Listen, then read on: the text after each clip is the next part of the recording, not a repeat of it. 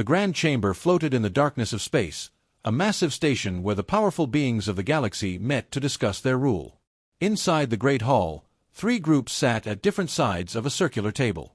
The Crethians looked like giant insects with sharp claws and dark shells that reflected the dim lights. Across from them sat the Vortian, beings made of living crystal that glowed with soft blue light. The third group was the Malthur, tall reptiles with golden eyes and scales that changed colors with their moods. Zarthen, the leader of the Crethian dominion, stood tall and clicked his mandibles together in what passed for a smile among his kind. He spread his 4 arms wide as he spoke to the assembled rulers. "Another successful year for our great empires," Zarthen announced. "We have brought civilization to 12 new star systems. The primitive species there now serve the greater good under our guidance." The other leaders nodded in agreement. They had done this for thousands of years. Find a weak species, take their worlds, and put them to work. It was the way of the galaxy, or so they believed. Tulmora of the Vortian collective chimed with a sound like bells. Her crystalline form pulsed with light as she communicated. "The lesser races should be grateful. We bring them order and purpose." Heshkar of the Malthur sovereignty hissed softly, his scales turning a pleased shade of green. "Indeed. Our combined fleets are unstoppable.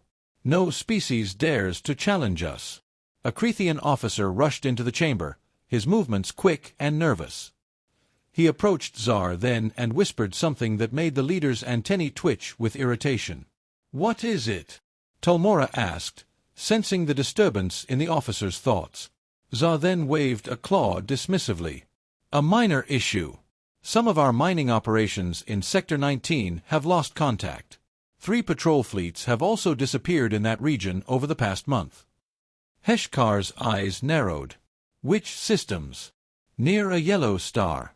The third planet showed signs of primitive life when we last surveyed it 50 cycles ago. Radio waves and chemical rockets. Nothing of concern." The 3 leaders laughed at this. A species still using rockets was no threat to their mighty empires. "Probably equipment failures," Tulmora suggested.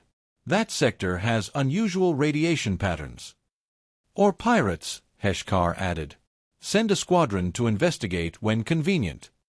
They moved on to other matters, never suspecting that their conversation was being heard by ears they did not know existed. Far from the council station, hidden by technology that bent light and masked energy signatures, a ship watched and listened. The NSS Valiant hung in space like a ghost, invisible to every sensor the galaxy's empires possessed. On the bridge of the Valiant, Captain Helen Price sat in her command chair, her gray eyes focused on the screen showing the alien council.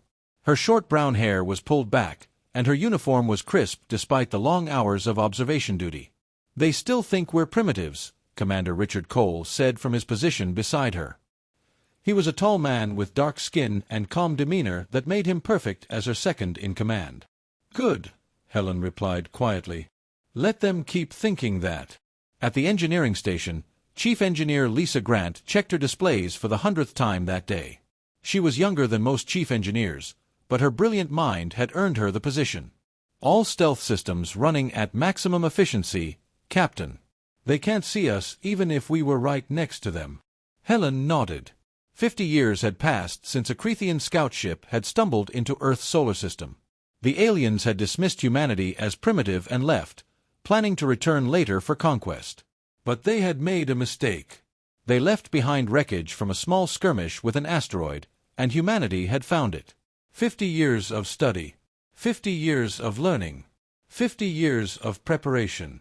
Humanity had taken the alien technology and improved upon it. They had built ships that could hide better than anything the empires possessed.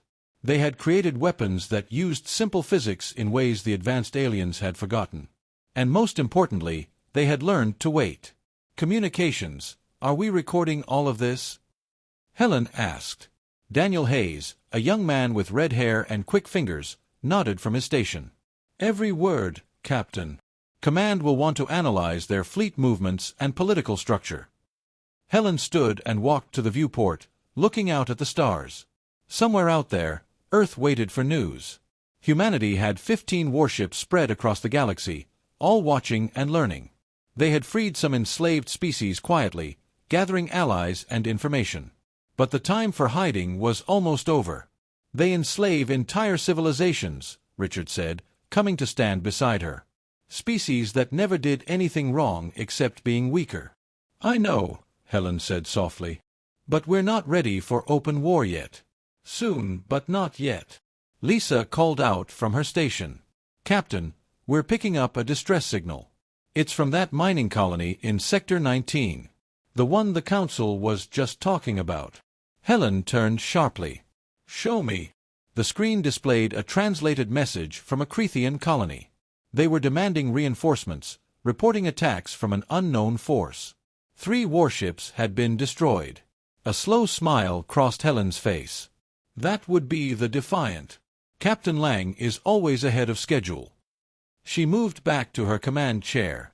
"Helm, set course for Sector 19. It's time we made our presence known." Richard raised an eyebrow. "Command approved this." "Command gave us operational freedom," Helen replied. "Besides, we can't let Lang have all the glory." Tactical, begin running combat scenarios. In 48 hours, the galaxy is going to learn that humanity is not primitive. Not anymore. The crew moved with practiced efficiency, each person knowing their role. The NSS Valiant turned silently in space, heading toward a destiny that would change the galaxy forever. The empires thought they ruled the stars, but they were about to learn a hard truth. Humanity had been watching, learning, and preparing. And now, the unknown warship was ready to uncloak. The mining colony on Delta 9 stretched across the rocky surface of a dead moon. Massive machines dug into the ground, extracting rare minerals that powered the Crethean war fleet. Thousands of workers moved in organized lines, their bodies thin and weak from years of forced labor. They were members of species the Cretheans had conquered, now slaves in all but name. Calmo stood on an observation platform, his insectoid body casting long shadows in the harsh artificial lights. As overseer of the colony, he took pride in the efficiency of his operation. 3 warships orbited overhead, their presence a constant reminder to the workers that escape was impossible. "Production is up 3%, one of his assistants reported. "The new work schedule is effective." Calmos clicked his mandibles in satisfaction. "Good. The Empire expects nothing less." In the darkness of space above the colony, something changed. Reality seemed to shimmer and bend, though no sensor detected anything unusual. The NSS Valiant dropped its cloak, appearing suddenly between the 3 Crethean warships like a predator materializing among its prey. On the Valiant's bridge, Captain Helen Price sat forward in her chair. Tactical status. Jake Morrison, a stocky man with steady hands, read from his displays. "All 3 enemy ships are in optimal firing positions, Captain. Their weapons are charging, but they're slow. We have a 30-second window." At the weapons console, Nina Brooks ran her fingers over the controls. She was a quiet woman with dark eyes that never missed a detail. Railguns loaded and ready. Targeting solutions locked. Helen took a deep breath. This was it. The moment that would announce humanity's presence to the galaxy. No more hiding. No more watching. She touched the communication control on her chair. "Open a channel on all frequencies," she ordered. Daniel Hayes worked his board. "Channel open, Captain." Helen spoke clearly, her voice carrying across space to the colony and the warships. "This is Captain Helen Price of the Human Navy, commanding the NSS Valiant. You have enslaved peaceful civilizations and committed acts of cruelty across multiple star systems. In the name of humanity and all free peoples, I demand you stand down immediately and release your captives." On the lead Crethean warship, the commander listened to the translation and burst into chittering laughter. A human. He had heard of them. Primitives from a backwater system. His ship alone could destroy 100 primitive vessels. "Destroy them," the Crethean commander ordered. All 3 warships opened fire. Plasma bolts, superheated to millions of degrees, streaked toward the Valiant. The Cretheans expected to see the human ship vaporize.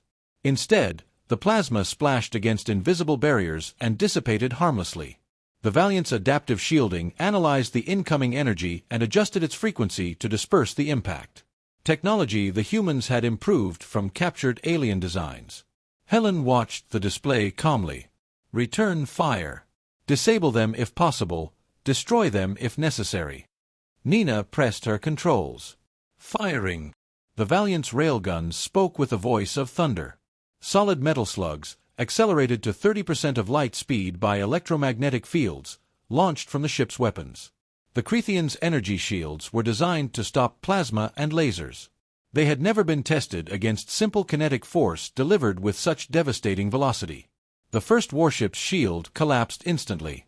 The railgun slug passed through the hull like it was paper, the kinetic energy creating a shockwave that tore the ship apart from the inside. The second ship tried to turn, but 3 more slugs caught it along the spine. Its reactor breached, and it exploded in a ball of white fire. The third ship's commander was faster than his companions. He saw death coming and cut his engines, transmitting a surrender signal even as he ordered his crew to abandon ship. Nina held her fire. Third vessel is surrendering, Jake reported. Their escape pods are launching. Helen nodded. Let them go. Target the colony's garrison next. Weapons only. Avoid civilian structures. The Valiant descended toward the moon's surface. The garrison commander, seeing what had happened to the warships, made a quick decision. He ordered his troops to lay down their weapons. Colony garrison is surrendering, Daniel announced. We're receiving multiple transmissions from the enslaved workers. They're asking if we're really here to free them. Helen stood. Prepare a boarding team. Commander Cole, you have the bridge. I'm going down there. Richard looked at her with concern. Captain, you should stay with the ship. Those people need to see that we're real, Helen replied. Lieutenant Foster, assemble your team. Amy Foster was already moving. She was a compact woman with short blonde hair and the kind of confidence that came from years of military training. She had been a Marine for 10 years before joining the Navy's Special Operations Unit. 20 minutes later, a shuttle descended to the colony's main platform. The boarding team wore combat armor but carried their weapons lowered, a sign of peaceful intent. Amy led the way, with Helen close behind. The freed workers stood in groups, watching the humans with wide eyes. Some of them had never seen a species that looked like humans before. They were tall, short, different colors and shapes, but all of them looked strong and healthy compared to the malnourished workers. A small alien, barely reaching Helen's waist and covered in gray fur, stepped forward hesitantly. Through a translation device, his words came out in standard human English. You are the ones who destroyed the warships. Helen knelt down to be at eye level with the small being. Yes. We're here to help. What's your name? I am called Pix. My people were conquered 30 years ago. We thought no one would ever stand up to the empires. Well, Pix, Helen said gently, we're standing up. And we're not alone. There are good people all across the galaxy who are tired of the Empire's cruelty. Amy supervised as her Marines helped distribute food and medical supplies. The workers crowded around, some crying, some laughing, all of them touching the humans as if to make sure they were real. Helen activated her communicator. Commander Cole, send a message to Earth Command. Phase 1 complete. The galaxy knows we exist now. Richard's voice came back. Acknowledged, Captain. And Helen. Well done. Helen looked around at the freed workers, at the disabled Crethian ships floating in orbit, at the future that was suddenly full of dangerous possibilities. This is just the beginning, Richard. When the empires learn what happened here, they're going to come for us with everything they have. Then we'll be ready, Richard replied. Helen helped Pix to his feet and smiled at the small alien. Yes. We'll be ready. Above the colony, the Valiant hung in space, its weapons still hot from battle. The unknown human warship had uncloaked, and the galactic empires were about to realize they had made a fatal mistake. They had given humanity 50 years to prepare. And humanity had used every single day. The emergency session of the Galactic Council was chaotic in a way that had not been seen in centuries. The great chamber that usually echoed with calm discussions now rang with angry voices, threatening hisses, and the chiming of outraged crystalline beings. The 3 empires had suffered their first military defeat in living memory, and they had suffered it at the hands of a species they had dismissed as primitive. Zar then slammed his clawed fist on the table, cracking the ancient stone. Unacceptable. The humans destroyed 3 warships and freed an entire colony. They humiliated us. Tolmora's crystalline body pulsed with angry red light. She had used her telepathic abilities to probe the minds of the survivors from the battle. What she found there terrified her more than she wanted to admit. The humans are unlike anything we have encountered. They think in ways we cannot predict. Violence is woven into their nature, yet they showed mercy to those who surrendered. They are dangerous precisely because they are unpredictable.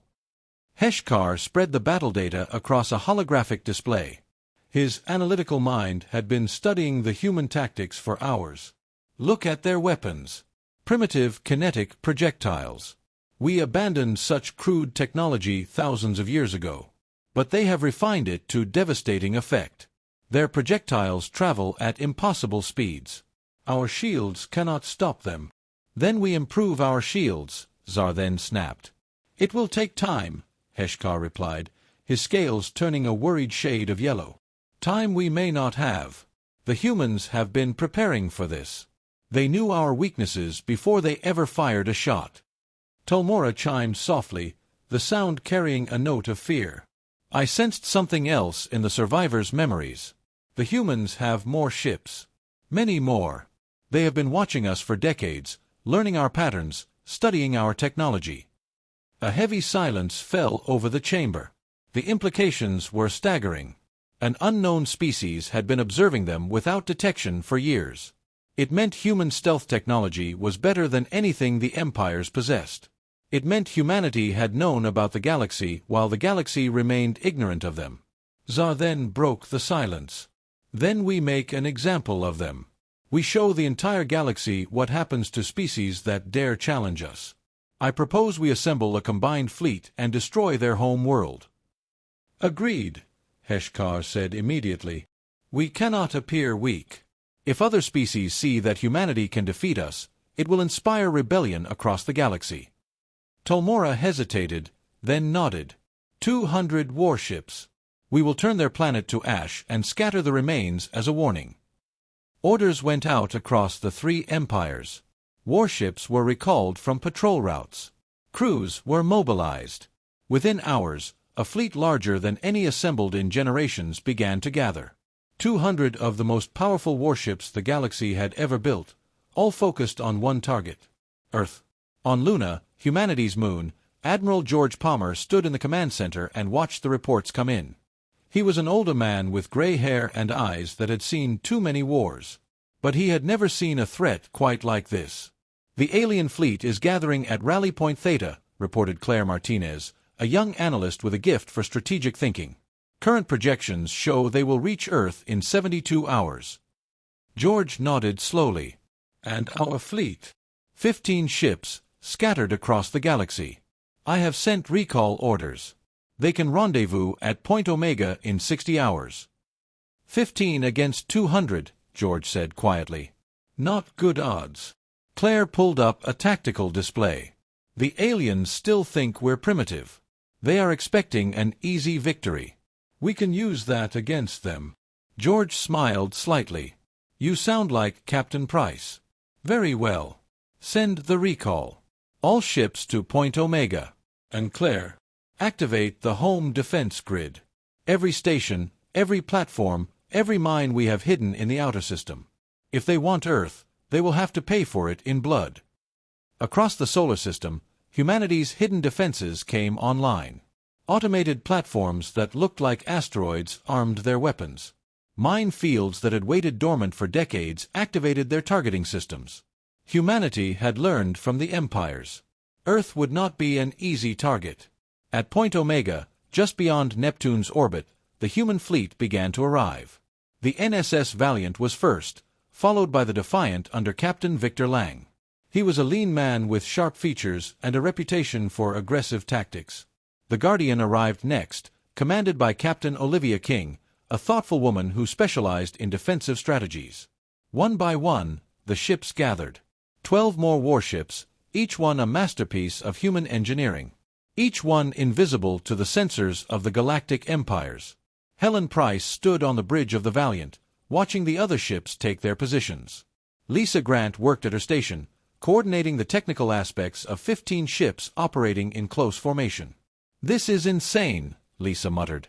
"Even with all our advantages, the numbers are against us." "Numbers aren't everything," Helen replied. "The empires are used to fighting enemies who use the same tactics they do. Energy weapons, shield-to-shield battles, formal fleet engagements. We are going to fight dirty."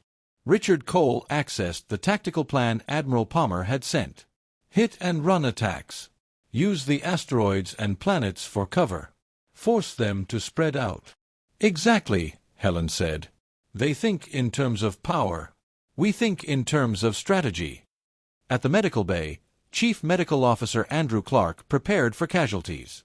He was a calm man with steady hands, essential qualities for a combat surgeon. He knew that despite all their planning, people were going to get hurt. People were going to die.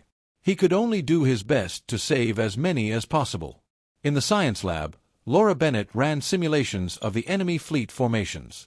She was younger than most of the crew, brilliant and dedicated. "Captain, I have identified a weakness in their command structure. If we can disable their flagships, the rest of the fleet will fall into disarray. They are not used to independent action." Helen studied the data. "Good work, Laura. Forward that to all ships." Across the fleet, crews prepared for battle.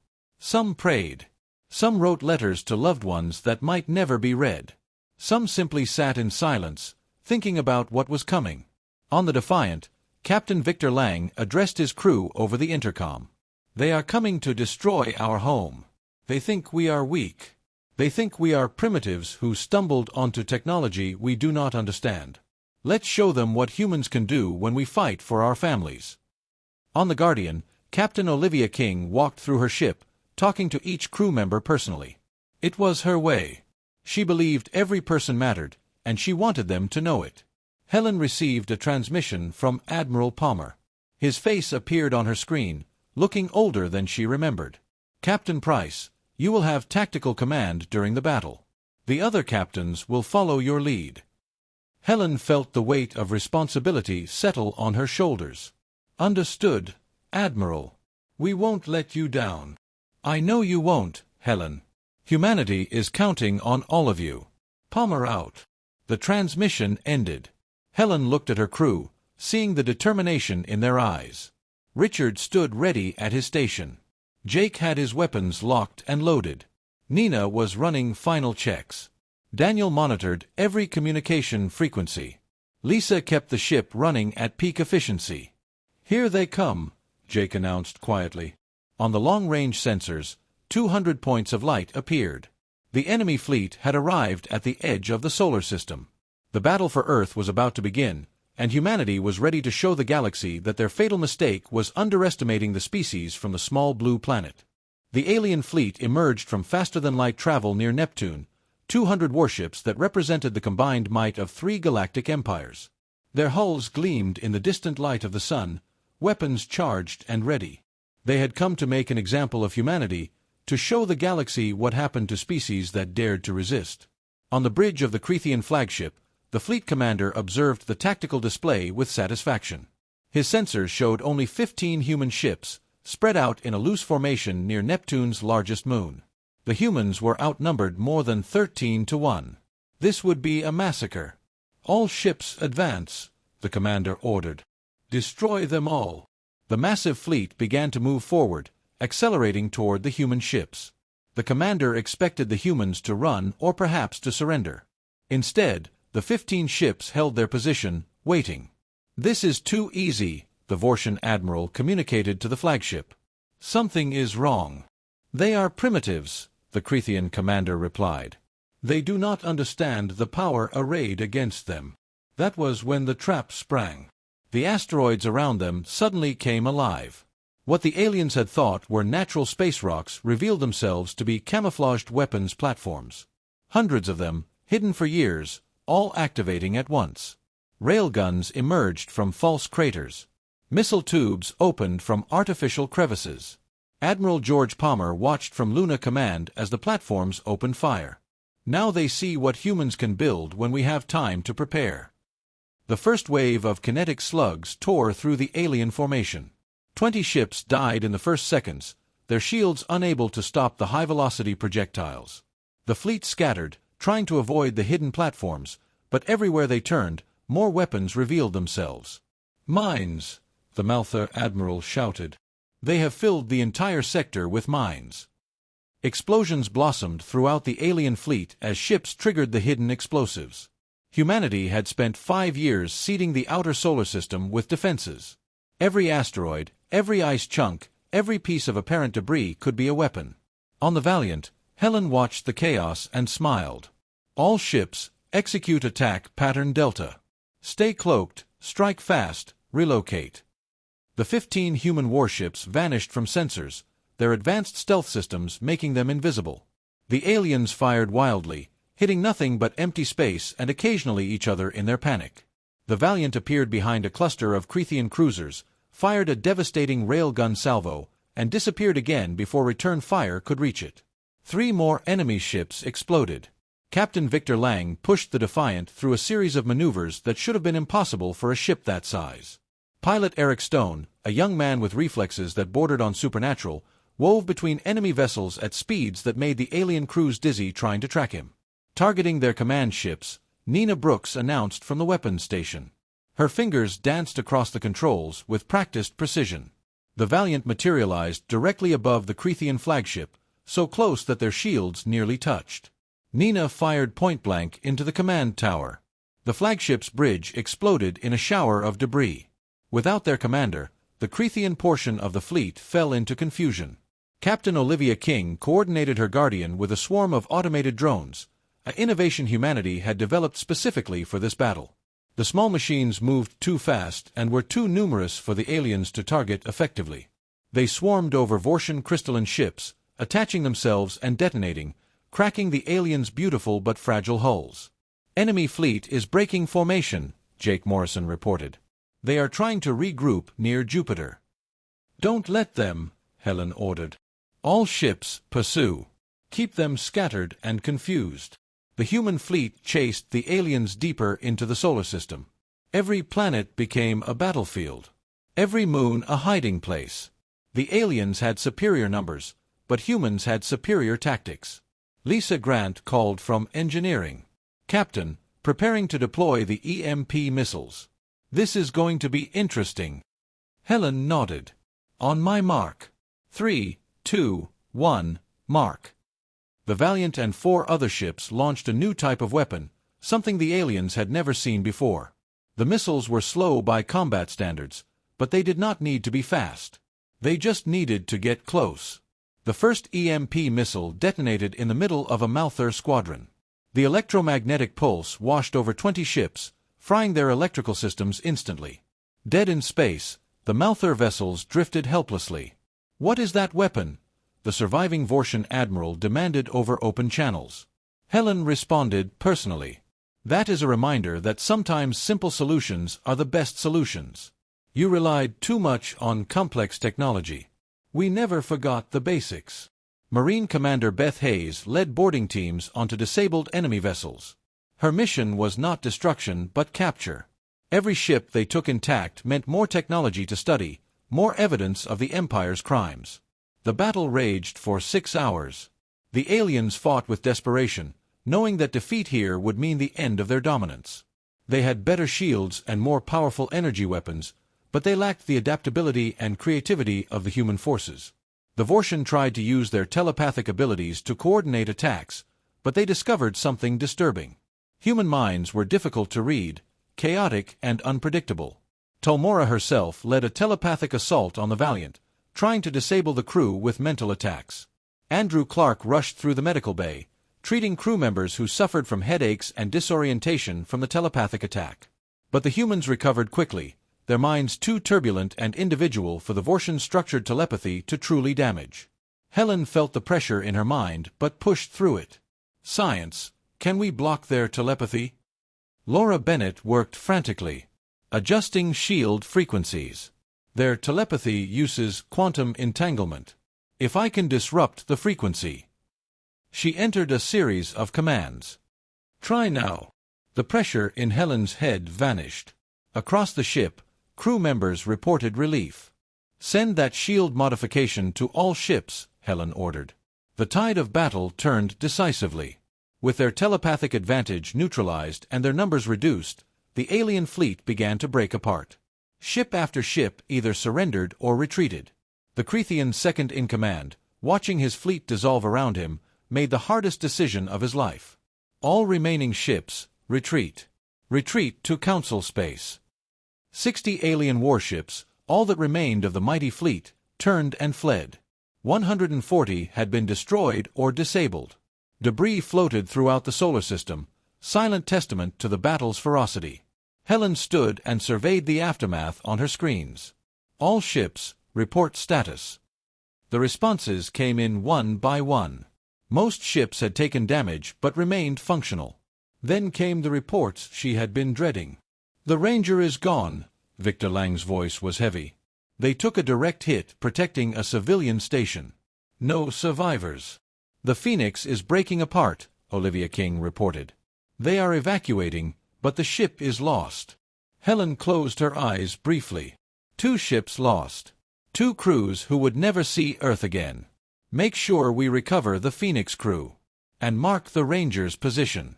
We will come back for them. On Luna, Admiral Palmer watched the surviving alien ships retreat on long-range sensors. Claire Martinez was already calculating the strategic implications. "They will report this defeat to their empires," Claire said. "The galaxy is going to change." George nodded slowly. "Yes. The question is whether it changes for the better." He opened a channel to all human ships. "This is Admiral Palmer to all vessels. You have done something incredible today. You have defended Earth against impossible odds. But more than that, you have shown the galaxy that humanity will not bow to tyrants.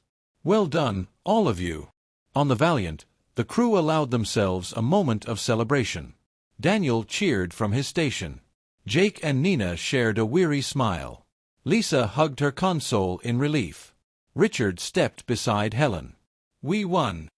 "We survived," Helen corrected. "The real war is just beginning. Those ships will report back to their empires.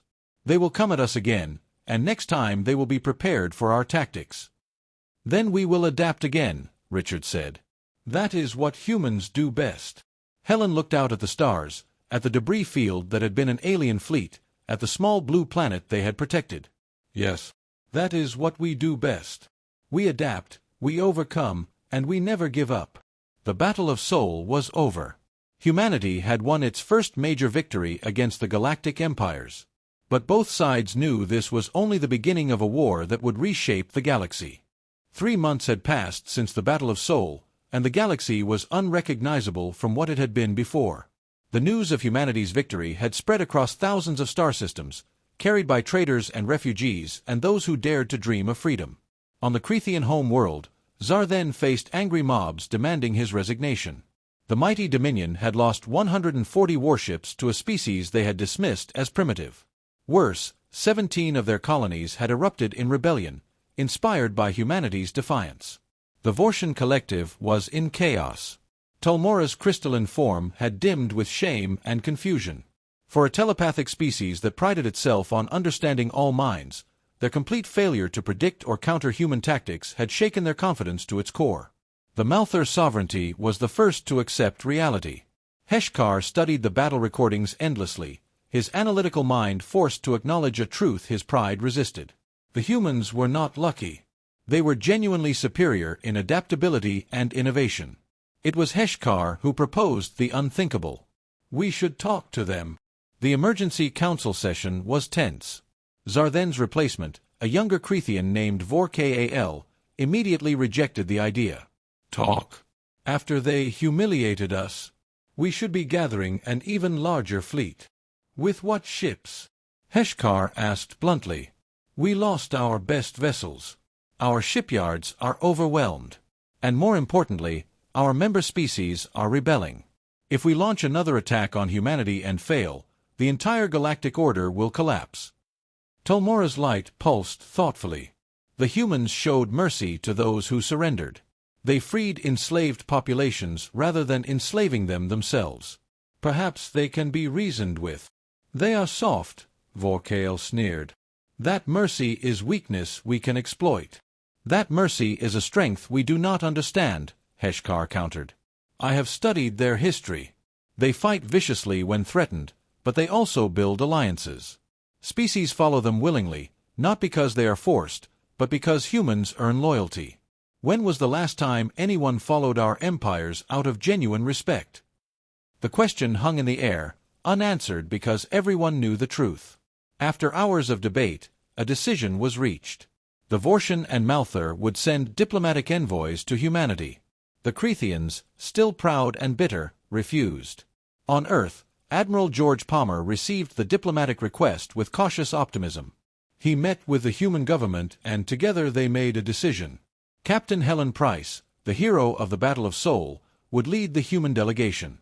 Helen was promoted to admiral and given diplomatic authority to negotiate on behalf of humanity. She stood in her new uniform, looking at herself in the mirror and hardly recognizing the woman she had become.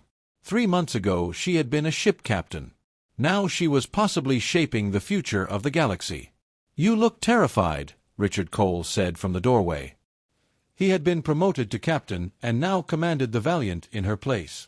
"I am terrified," Helen admitted. "I know how to fight. I know how to command a ship.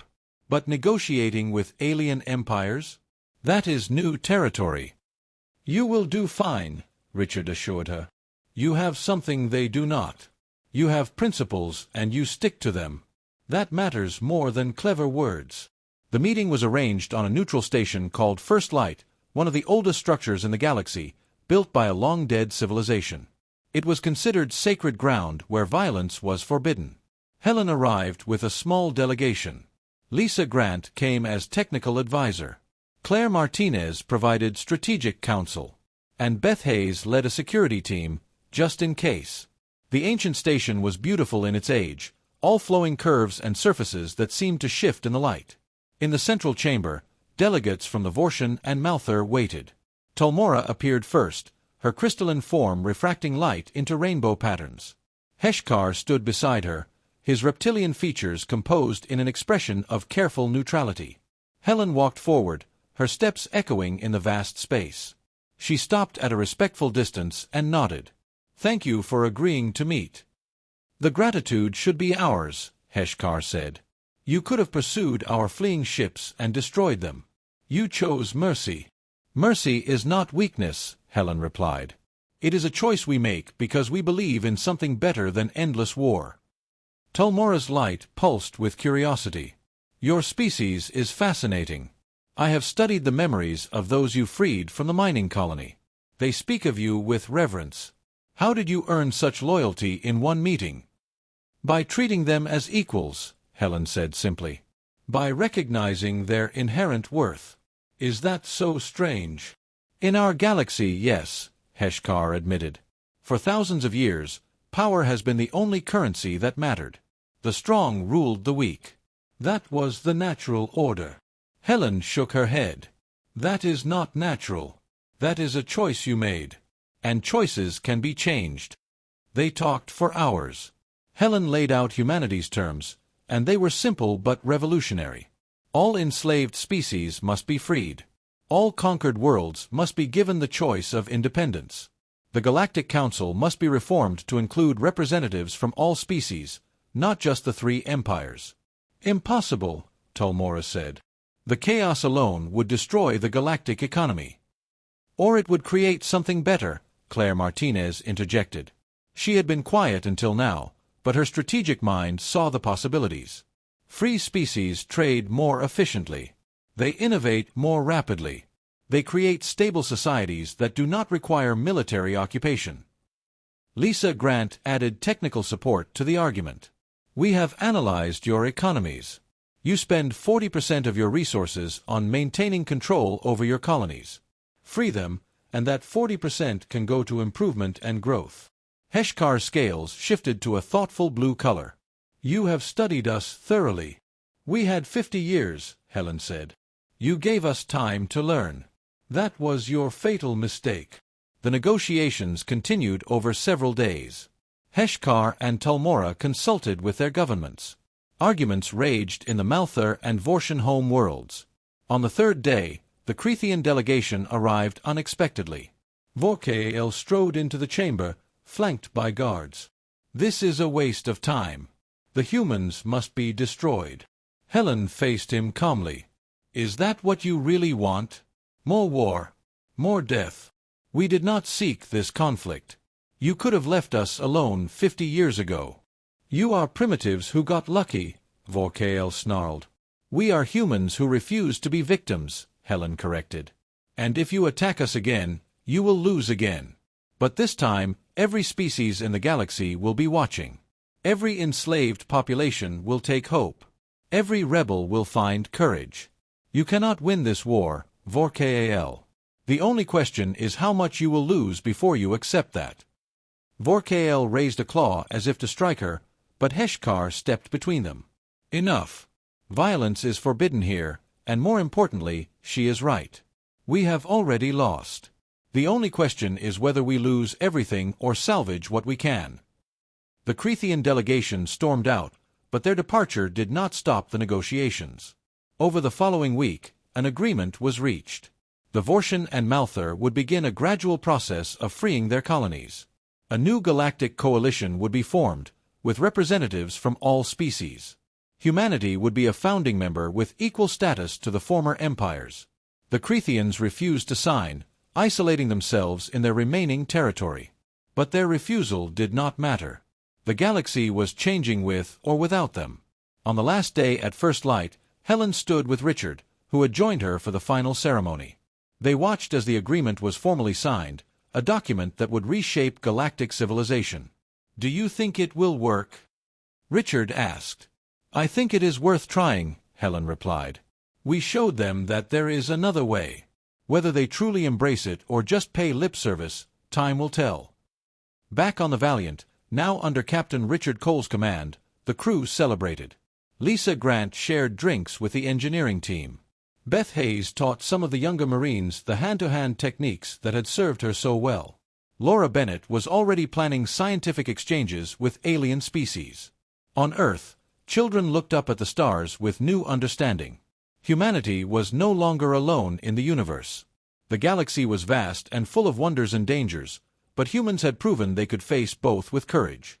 Admiral Helen Price recorded a final message that would be stored in Earth's archives, a message for future generations who would inherit the galaxy her generation had fought to change. "We did not seek war, but when it came, we fought with everything we had. We did not ask to be conquerors, but we became liberators. The galaxy feared our warships, but I hope they will remember our principles. We showed them that strength without compassion is tyranny, and that true power comes from lifting others up, not pushing them down." She paused, thinking about all that had happened. The battles fought. The lives lost. The future won. The empires made a fatal mistake. They saw us as primitive and weak. They gave us time to prepare and reason to fight. But their greatest mistake was believing that might makes right. We proved that right makes might. And now, together with all the free peoples of the galaxy, we will build something better than empire. We will build a true civilization, one based on freedom, dignity, and the fundamental truth that all beings deserve respect. The message ended. Helen looked out at the stars, knowing that humanity's journey was just beginning. The unknown warship had uncloaked. The galaxy would never be the same. And somewhere out there, among the billions of stars, other species were watching and hoping and daring to believe that a better future was possible.